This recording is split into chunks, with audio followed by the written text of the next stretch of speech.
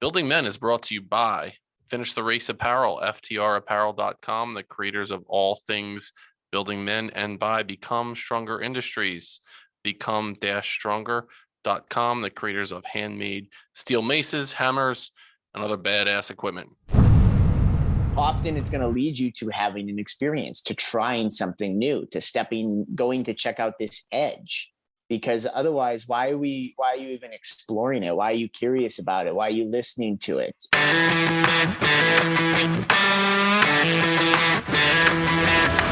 You're listening to the Building Men podcast with Dennis and Anthony Miralda, brothers on a mission to help you become the strongest version of yourself, mentally, spiritually, emotionally, and physically. Welcome back, everyone, to the Building Men podcast. My name is Dennis Miralda. I am your host. I'm joined today by a man who has the patience of a saint.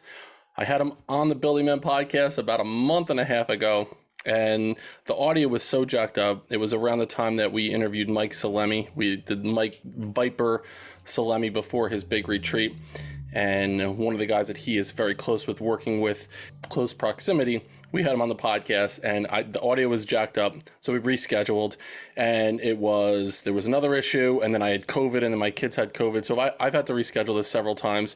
So I want to tell you that this man has been so patient with me. I appreciate it. Welcome to the podcast.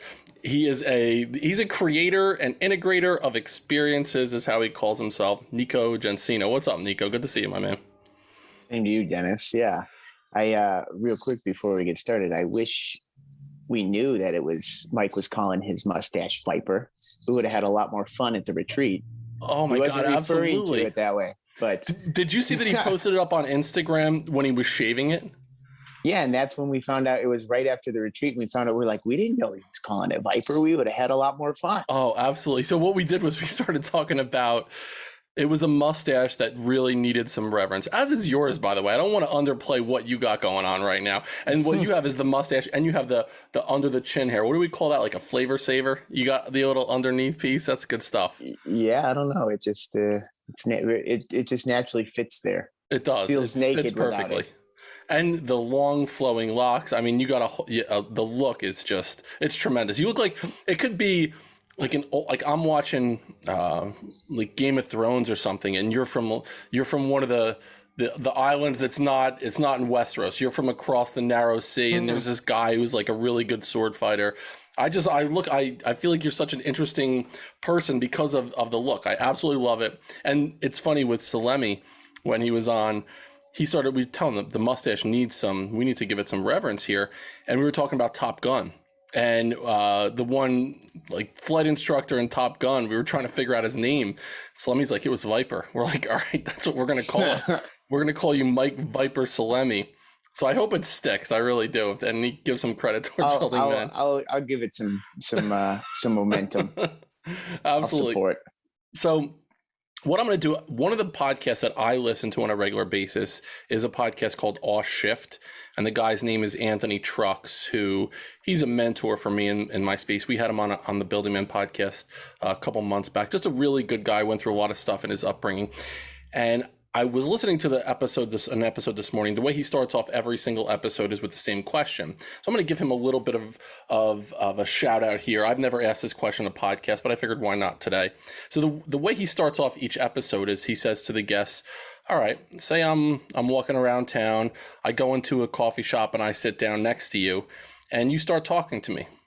Why should I listen to you? So I'm going to ask you that, Nico. If I'm walking around, we bump into each other and I look over and I say, wow, that's a great mustache. And we start talking. Why am I going to listen to you? What do you got to bring to me? I'm probably going to end up on the other side of what you'd imagine. You probably shouldn't.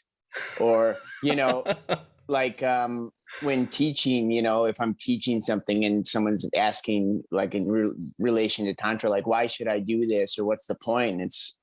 For me, I'm simply there to inspire you. I'm not here to make you do something or try to get you to see it my way. If you're curious and you want to, you engage. If not, it's not my job to convince you or want you to talk to me or want to engage. So I imagine I take a different approach than a lot of people. Right. You should talk to me if you want to, if you're curious about it. right? And that's a big thing that I discuss in exploring curiosity. It's what inspires most of us. It's what leads us to our great things, right? Following, it's in a way like what Joseph Campbell calls following your bliss, or there's other teachers who talk about being able to follow your highest excitement or joy within each moment. That in a way that's actually the translation of your body, of your most truest self, your most accurate path or quickest path for a lot of people that are looking for their journey in life or their purpose in life, and their ability to just follow where their curiosity is, what's exciting them, what do they want to do, right? And then if they're done, like, all right, onto the net, like, okay, nice to meet you, and then leave, right? Rather than like get stuck in the conversation. Oh, is it the right time to leave? Oh, how do I get out of here? Just, all right, thank you, bye. I love that. And when you started it with, you probably shouldn't. All right, I'm in. Whatever you're saying next, if you're telling me I probably shouldn't be listening to you, there's some reason why, I'm 100% in on that conversation. So we started to talk about the Viper. We started talking about Salemi, who's one of my favorite people. You were one of the co-facilitators of the Men of Movement Hold Your Ground retreat. So talk to us a little bit about what that was like, about that experience. So the experience, this was our second time doing it. And it was very strong, very powerful for all of the men. I believe every single one of them left there quite fulfilled, if not overflowing. When Mike and I first, Belcampo was coming to Mike and wanting him to put on this retreat, and I told him I'd support him however I could. And as discussing some of the ideas, he had been a part of 2 men's retreats I had done with Mar Hefka, with Chris. And these involved medicine. So Mike came and served the combo, right? The purgative. It's not psychedelic, but just makes you vomit for an hour. And every time you do it, you're like, why am I doing this? What the fuck is my problem? And then after, you're like, oh, that's why. But we had used medicines through this. And I had gone through my own process and really wanted to see how much of this could be accessed and done, how much of this development as a man, emotionally, mentally, spiritually, without substance, and so that was the goal. What could we do? Could we give them a profound transformation and a powerful experience that they could take away and grow from without psychedelics? And that's what we achieved. It was very, very powerful. So they come, really based in working out. We kick it off with a workout. And that's pretty much the end of like the true physical work. There's a silent hike. There's some intimacy and eye gazing connection exercises for the guys, which can be very new, very on their edges, I think. And then, just a handful of other experiences, ice baths, breath work. I offered a cacao ceremony that was blindfolded, laying down. So it's a visualization with the cacao medicine, which is chocolate, and a high concentration of chocolate is considered a heart medicine in Central and South America. They use it for heartbreak and connecting to the heart. And it acts a little bit like caffeine. There's theta bromine in it. It's a bit of a stimulant, but many people drink it casually and dance and things, especially in the new age communities. But you can have a strong experience with it, again, non-psychoactively, by blindfolding and being guided through visualizations.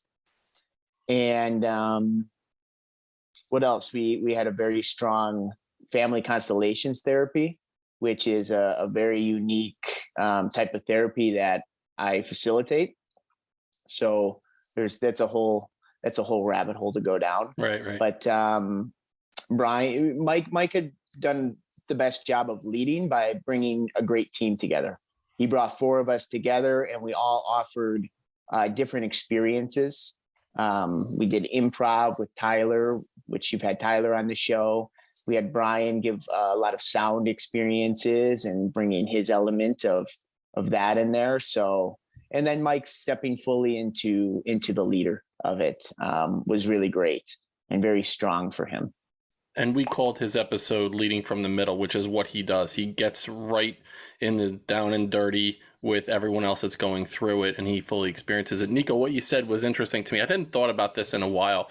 when I was a middle school principal, I had a certification to do nonviolent crisis intervention training for teachers. So how do you go about managing a situation when there are kids who are they're escalating on a scale and they're acting out pretty much? And so I talked a lot about how do you communicate verbally, paraverbally, and non-verbally with kids. And one of the exercises I have the adults go through, and I hadn't thought about this in many years, was an exercise where they stand about 10 feet apart from a partner, and then I tell them to take a big step towards each other while holding a gaze. So I was like, stare at the other person's eyes for as long as you can. And then I tell them to take another big step closer to each other, holding the gaze until they're almost nose to nose and they're staring at the other person, because I want them to understand how intense that is, especially for a kid who's escalating, when there's someone who's staring them down and getting closer into their personal space. So typically with adults, they get really, really uncomfortable, and a lot of them look away really quickly and they start to laugh because it's that nervous energy that they're experiencing. When you did that, you said that eye gazing. Talk to me a little bit about that. I'm fascinated about that experience. So the exercise typically looks like all of the men walking around in a circle, just in any, there's a big circle and they can freely walk through it. And as they pass each other, they're just holding gaze in each other's eyes as long as they can. And I'm playing a drum. And then when the drum beat stops, they partner up with whoever is next to them. And from there, or about 2 feet apart, instructing them first to pay attention to their own body, having them take a couple deep breaths together while looking in the other person's eyes to calm themselves. And then to become aware of, like, is this uncomfortable for you? Do you want to laugh? Are you trying to look away? Like, first observe the things that's going on in yourself. And then I often give a prompt, and they'll either communicate through the eyes, like communicate love through the eyes, or I'll give them a prompt to speak, share something you imagine about that person, or share something you're shameful over, share something you have guilt over. And then I let them go back and forth and have a few moments together. And then we close that one. We return to the circle, start walking again. And then they pair up with a new person and there's a new prompt. And for me, I'm guiding it just intuitively of what's kind of showing up and which direction to, the questions were very intuitive. I didn't plan them before. So it's a very strong exercise for a lot of these guys, just to open the door. And, I think the world is so focused. They've got us so focused on how different we are. And this is a great way to really focus on how similar we are. And I love the sensory deprivation part of it, where you're saying you're not allowed to speak during this specific spot. One of the things that you posted recently, Nico, was this idea of, if you're blindfolded, it was something about parents and communicating with your kids. And if you're blindfolded, how do you go about finding the center of the room or the center of the space where you're occupying? So talk to me. I saved that. I loved it. So talk to us a little bit about what was the catalyst behind that? Well, everyone's seeking, especially in this new age, like, I want to be balanced. I want to be centered, I just in my center. And I don't know if they really have looked into what this is. And I will say, if I want you to find the center of a room and I blindfold you, right, like your internal center, like if when people are looking for their center, it's close your eyes and find your center. It's inside of you. I'm going to blindfold you, then how are you going to figure that out? For me, the best solution is to pace out to one wall, pace out to the other, and basically start to center myself by measuring the edges and taking my best guess at where the middle is.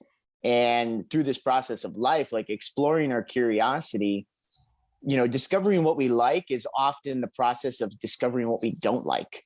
I did that, I don't like that. I did this, I don't like that. We did this was kind of cool. And it's how we guide ourselves, right? So we need to go explore the edges to understand ourselves and where our center is, right?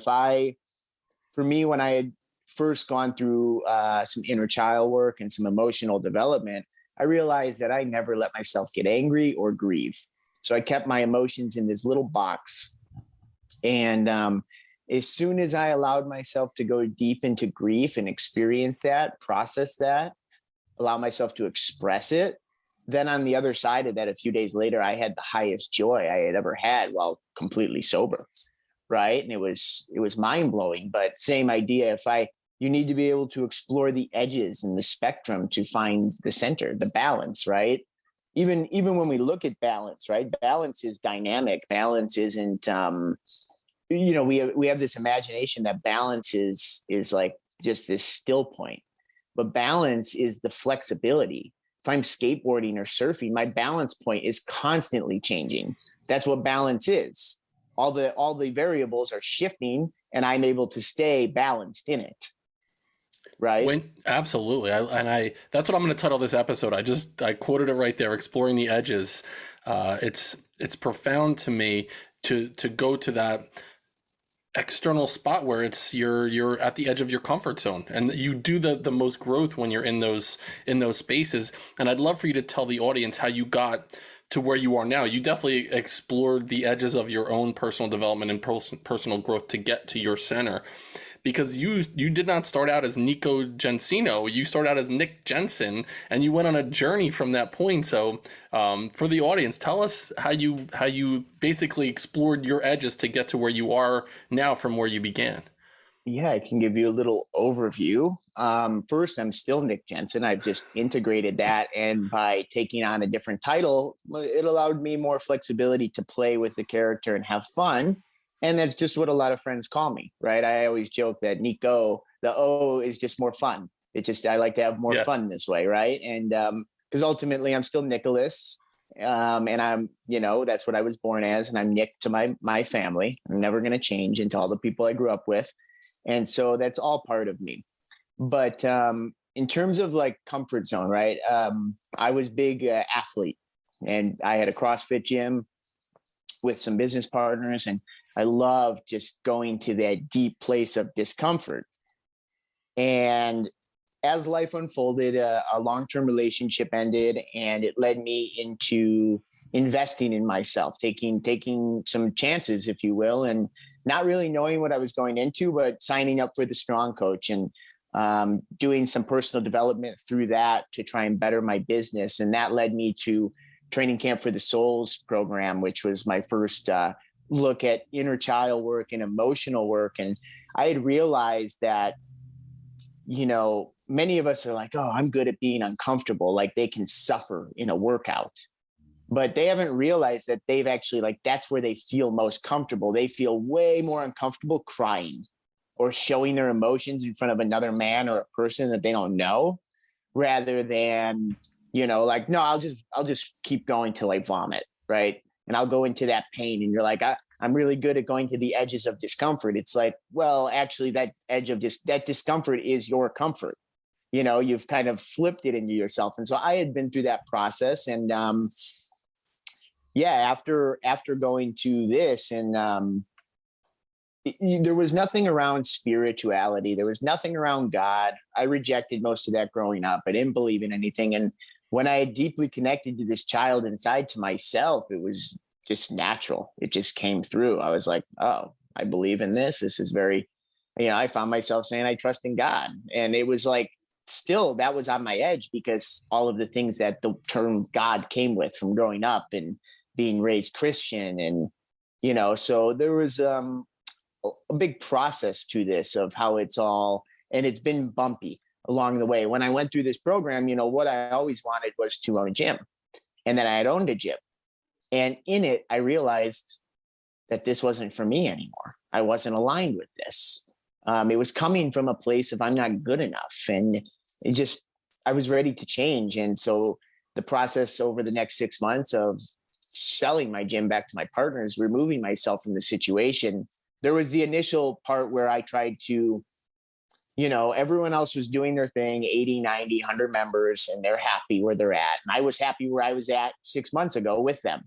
And now I'm like trying to impose myself. I'm trying to show them hey, I've got some better ideas, and maybe your shoulder pain's related to something emotional. Cause that was, what I learned once I had the experience of pains in my body not being fixed through chiro or physical therapy. and then to release an emotion and find that a 5-year shoulder impingement just disappeared in a moment and didn't return. It was like, oh, now I started to have conflict. Now I'm training people, and it's like, yeah, I want to teach you more deadlifts today, but the way we're talking, I have a feeling that you're hiding from conversations you should be having with your wife. You're here hiding and trying to keep you distracting. This isn't bettering you. And so it kind of catapulted me into this journey where, I ended up starting to travel, starting to work with Strong Coach, having that as my dream job for a moment, and realizing again, that was, there was something more for me, and to again, let go into the wind, into the unknown. Even still living in that space has taken quite a bit of practice of, going in, just living without, like, I have a general idea of what the next 6 months look like, but it's, nothing's for sure. And I can pivot as freely as I want. And to be comfortable in that space took like at least a year, right? For the first year of it, I was getting incredible low back pain. And I had never had low back pain as an athlete, deadlifting, 2.5 times my body weight, CrossFitting all the time, never had a back thing, never, ever. And I started getting incredible back pain. And again, as I tied in this stuff of learning that it could have emotional roots, lower back is often related to financial insecurities, lack of like groundedness or tribe or roots, and I had been in Chicago my whole life until I started traveling 2 years ago, 2.5. Yeah, just over 2 years ago. I started traveling at the beginning of the pandemic. And, it hit me one day because it was like, I knew I didn't bend over wrong. I've been practicing my mechanics very well, and it didn't make any sense, And I was like 30 years old at the time. And my mom goes, well, you're just getting older. And I'm like, love that, hearing that. Bull fucking shit. I don't accept that answer. I'm not getting older. I'm fucking 31 years old, 32 years old now. I'm in my prime. I'm still going into my prime is what I believe. I still, like advancing and developing. I'm not over some hill that someone else taught me I'm supposed to be over some hill now. And that it's just, the wheels are supposed to start falling off, bullshit. And, to have it become very clearly that, traveling, living out of a car, camping, sleeping in different Airbnbs, it just took a lot to feel comfortable in the unknown, and kind of like, if you will, in a metaphor, like I was in the wind. I'd been in Chicago for 30 years. I was very grounded, literally. And now I'm traveling all over the country, and I'm like, I just threw myself into the wind. And now I'm like, I can't find my roots again, and my back's hurting. And I'd been reading a book called Anatomy of the Spirit, where this woman is a medical medium. She's, I think, in her 70s now. She's worked with many people and often can kind of see the roots of diseases and work with them if they're emotionally based or have deeper roots rather than just physical.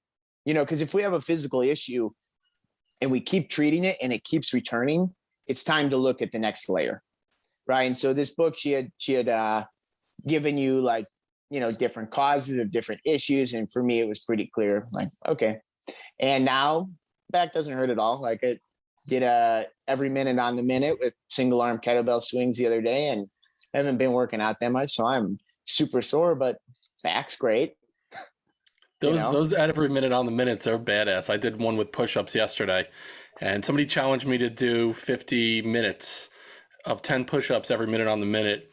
And I was in this whole thing of go a step further than you thought you can go. So I went up doing 60 minutes, 10 push-ups a minute, every minute on the minute. And I am shot out today. I'm sore. But you know what? I'm 45 years old. And you mentioned the over the hill thing, that arbitrary hill that someone puts in our way.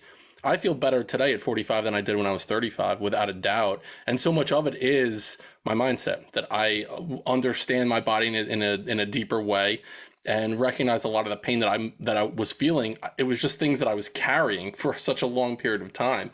So I appreciate you saying that, Nico. And you mentioned, what the next 6 months of your life look like. One of the things that I was curious about as you're, dump the puzzle pieces out on the table and you see your life unfolding in a certain way and you're putting the puzzle pieces together, what are certain things that you are looking forward to completing that puzzle over the next 6 months, 5 years, 10 years of your life? It's so funny for me that you say that, because that's actually what I see my role as, is a puzzle maker. I see all the pieces together. I see all the pieces in my life of all my friends and all the people I'm connected to, and sharing much of the same vision. And I believe I have just very, very deep beliefs to where they become they're spiritually based, but that, there's a book called Journey of Souls it's regression therapy, like 30 cases of people being hypnotized into their, what happens after they pass away. And it's an idea of how what this whole thing's all about. Right. And I believe that we're in one of the most interesting times. We're shifting back to a golden age, right? Our consciousness is moving from our minds to our hearts. There's many different teachers I could reference in many different ways and cultures. This has been explained, but that we're in a great transformation, and we're going to see some incredible things in our lifetime beyond what most people can imagine. And I joke, like, I'm like a little kid that, because if we look at Joe Dispenza, it's about feeling your future, right? And we can talk about the mind, because you were talking about the mindset and being 45, and I want to touch on that after this question. But and see, now I got tracked. But it's like a little kid at Christmas. Like, I know they bought me my gifts, and I know it's going to be super awesome. And, I was joking with Salemi at the end of our retreat. Him and I were sitting with some rape, and just having a meditation together. And I was like, dude, I know everything. Like, I feel so great about this life and everything that we're culminating together, and why we're all spinning in the same circle. And my biggest challenge is time. Right. But then that brings me to a lesson of, what if the whole point of life is just to experience it? We're wasting the whole time trying to find a purpose and trying to do something and get somewhere, when the actual purpose was to be fully present in the experience, right? And to enjoy the journey, to be in joy through the journey, right? And that there is nowhere to be, that, I can plan out 5 years, and this is where we'll kind of take to the mind. Because for me, when I left Chicago, I got a strange illness. And it was like, for me, it's what pushed me out of Chicago. It's what pushed me into my hero's journey, if you will. Like, I was in a dark night, and it pushed me. And before that, my chin was like completely dark. And then this strange sickness for like 6 weeks. I'd go to the hospital, get blood work. They're like, you're fine. You're completely fine. I was like, dude, I'm in tune with my body for my whole life. Things are not fine. I'm getting a UTI out of nowhere. I've never had that. I'm going to acupuncturist, and they think I'm an alcoholic. My liver looks like it's failing, like wild, mysterious, right? And then after, it just went gray. And I was like, that took a lot out of me. But it seems this wise old man kind of came in. And I've always carried this older energy. I'm young, I'm 32, and most of my friends are 35 through 40. And that theme has kind of occurred throughout my whole life, except in high school when I played sports and had my peers among my age. But other than that, I've always been with the older kids, if you will. But I've always been more mature in my eyes, or, just more sensical, like an old man. And so what's come to me, even through yoga, the idea of the power of the mind, like Joe Dispenza is talking about it, Bruce Lipton, the mind creates reality. It can signal the genes what to do, matching the mind with the emotions. And in yoga, it's the creator. The third eye is the most powerful when you can master that. And I've carried this grandpa energy, if you will. So part of what I do is really work on this idea that imagination is the most powerful technology. Our ability to dream and envision our future, to envision yourself crossing the goal line, to envision yourself ripping that ball out of their arm, whatever it may be, you have to see it to believe, you have to believe it for it to become real, and to see it in your mind's eye, if you will. And so then to take these ideas of like, well, if I'm not careful, I'm going to take on this grandpa energy and I'm going to start to become what everyone else thinks a grandpa is. Right. So I started getting clear on my life vision of, when I'm 70, 80, 90 years old, what I feel, what success is, but really what it feels like, rather than the markers of like, oh, I have a boat, oh, I have this house, but how I feel doing that. And then cultivating like vitality, vibrancy, and strength and honesty and humbleness as this old man, with full hair and a good sex drive and an enjoyable life and relationships. That I met, when I worked at the YMCA as a trainer when I was 19, I met a guy. He's like, how old do you think I am? I'm like, mid 70s, early 70s. He's like, I'm 85. I was like, no fucking way. Yeah. He had kids all over, kids working for NASA, like, and just like the way he engaged in life, he was so much more youthful. And it's given me like the example that they exist. So for me to cultivate, when I say grandpa energy, when I say wise old man, it means like wise old man that's like healthy, strong, vital, organs functioning optimally for that, like, define what culture is doing, because often we can either allow culture and the world's ideas to shape us. Like right now, they're teaching us to focus on how different we are, right? Or we can use this ourselves. We can train and hone the skill of our imagination and the skill of our mind through repetition and use it for our own benefit. To me, like the human is easily hacked. We know that, the majority, we're brainwashed, that the brain is very easy to be washed. So rather than fight that idea and think, oh, I'm so free, well, I'm just going to use my heart and choose what I want and brainwash myself in accordance with that. Building men of character, integrity, strength, compassion, and empathy through transformational mentoring, coaching, and motivational speaking is our mission here at Building Men.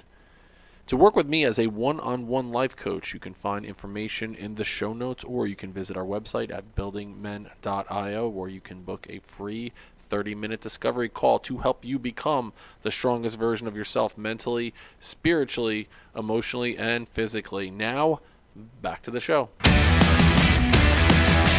Absolutely. And coming from another man with gray hair on his chin, there is a level of wisdom that comes along with it. I fought it at first. Now I absolutely love the gray that pops in on my chin. I appreciate that. You mentioned the idea of the meaning of life, and it's something that I've been sitting with recently. One of the young men that I coach was asking me about it. He was really struggling. And one thing that he talked about was like, well, what's the meaning of it all? What's the meaning of life? And he said, well, I've heard it's to be happy. And I said, my opinion is the meaning of life is to experience it, to appreciate that you have the opportunity to take a breath and another breath, and to earn that opportunity that you have to take those breaths. So it's not to be happy. We're not going to be happy all the time. And if you're going into it thinking that that's what it's about, it's to truly experience it and be in those moments. So to that end, you're very in touch with the breath work, the mindset around it, but you also do work with Tantra. And it's something that when we spoke the first time, Nico, I wasn't really sure about what it was. And to me, it was just, when you hear about it, it was just based on sex. That was pretty much it. And you talked to me a little bit about it. So I'm wondering if you could share with us a little bit about what that is. So what is it? What is a Tantra type experience? So Tantra is a path, if you will. It's a way to live life. In a way, Tantra can be translated to the web, right? To understanding that this is all interconnected. We're all one, and our ego is our I. It's how I relate to you. It's how I relate to the phone. So many people trying to kill their egos these days, and that's not a very good idea. Instead of trying to have a good, healthy relationship with their ego. So Tantra is, because again, when I began, it really thought about sex, and that our sexual energy is the primordial energy. It's the life-giving force. It's the most powerful force there. And, we understand this, right? They use it to sell us shit. It's running the world. When you're a young man, it's probably running you. Mm-hmm. I imagine, and no one ever taught us that we can learn to direct this energy, to harness it and direct it, not to control it. It's not to be controlled, but because it's going to move, it's going to flow, and it can be directed. And you see this in the Taoist system with Mantak Chia. Tantra is the Hindu system. Technically, the Christians had a system, the Egyptian Babylonian system, which, if you find the books that had been removed from the Bible, a lot of this stuff is actually there. You can find people showing this stuff. So these systems all explained it. And in a way, like, you can relate all of like Jesus's teachings to this as well. They're very, very similar, but it's about the realization of self through life and the realization that we're all one and how to live a harmonious life. And, through that process, we can learn to utilize sexual energy to speed up the process, to advance this quicker. Essentially, all creation in the world is sexual energy. It's just been moved up from lower areas, lower energy centers, chakras, if you will, into higher centers. So we learn to bring that energy up to our heart or up to our throat or up to our third eye. And that's where all creation's actually coming from. It's the same reason. It's the same reason why the big sports teams, before the World Cup, they're like, no sex before. I mean, really what they're saying is no ejaculation. Don't lose your vital energy. If you know how to circulate it and move it upward, you can, but it's easier for them. And most men just don't know. Right. And so that's a little understanding. It's a very deep topic, but if it's something that's curious, I suggest people always want to read. And that's what I did. I read books, I did podcasts, but life is about experience. It's what we're talking about. And, it's like, I get people that ask me all the time, what's a good book to start with? And it's like Tantra, and through this system, they believe mostly in transmission orally, like verbally through each other and emitting a frequency. It's about being in their energy field. So being in those places, going to those experiences and having them, it's like trying on an outfit. And if you like it, you buy it and keep wearing it. If you don't. But everyone's trying to like read about what's the best shirt instead of going to the store and trying on different shirts, And so I would suggest finding some sort of experiences, because really it can get you in touch with your body, in touch with your senses, hyper present and aware. And from there's a lot that can be built upon it, but it's ultimately a spiritual path. I appreciate that. And it's definitely enlightening to me. And it was when we first discussed it, and hopefully the audience will gain something from that as well. So Nico, my final question to you would be, as people are listening to this podcast, really interested in your journey, what you've been doing, what you're about, everyone has their own unique perspective on this question. And it's the last question we always ask is, say I'm listening to you and I pause this episode right now, and there's one thing that I could do moving forward that will make an impact on my life. One thing, I pause this episode and I could do it right away. What would that one thing be? Closing their eyes and taking a deep breath and becoming I believe that we all know our answers inside. Like, we all know what to do. We just may have a bunch of stories and fear and bullshit around why we won't choose it. But if you really sit there and you take a breath and you ask yourself a question, whatever is on your mind in life, like, what do I do? Should I do this? And then the first answer is, I don't know. I'll then say, and if I did know, play a game, pretend. And if you did know, what would you say? Because that's your answer, right? And, we can break down all the things of why you're scared to answer that way. But often it's going to lead you to having an experience, to trying something new, to going to check out this edge. Because otherwise, why are you even exploring it? Why are you curious about it? Why are you listening to it? You're looking to expand and go different ways and try different options. So internalize and find, your inner guidance. And that's where that imagination and having a vision of your life becomes very powerful, because if you have a direction, a heading that you're sailing, then making decisions becomes so much easier because it's either in alignment with it or it's not. Right. So if people are having a lot of, what to do, I would say, do you have a vision? If they don't, well, start there and maybe get support from someone like myself, or I know plenty of people that can help you with language and teach you exercises that will help you cultivate the dream of your life. And then from there, decision making becomes so much easier, and you are able to learn to trust yourself so much easier, right? Most of us are looking for our answers and looking for the trust outside of ourselves. And it sits within. So if someone is looking to you for advice, where can they find you? How do they reach out to you, Nico? Best would just be Instagram, Nico Jensino, and they can send me DM or whatever they'd like. Maybe email me. We have my partner and I have a link to our site, which just has a listing of all our different offerings.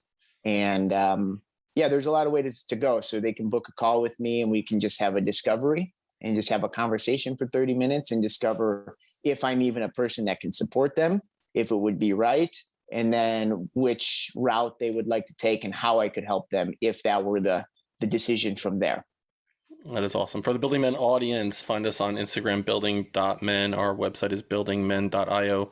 Please support our sponsors, Finish the Race Apparel, ftrapparel.com, and Become Stronger Industries, makers of handmade hammers, steel maces, and other badass equipment. If you use the code BUILDINGMEN, one word, all lowercase, you get 10% off. This was awesome. I really appreciate it. Again, I appreciate your just putting up with the shit that went on over the last month and a half until we were able to get this done. Love to have you back on when my brother and or my son are co-hosting the podcast, because I know especially my younger brother, he would be all over the things that you're talking about. He's definitely a student of a lot of the things that we had discussed today. So for the Building Men audience, check out Nico Jensino, the puzzle maker with grandpa energy. Go one step further than you thought you can go. We'll see you next time on Building Men.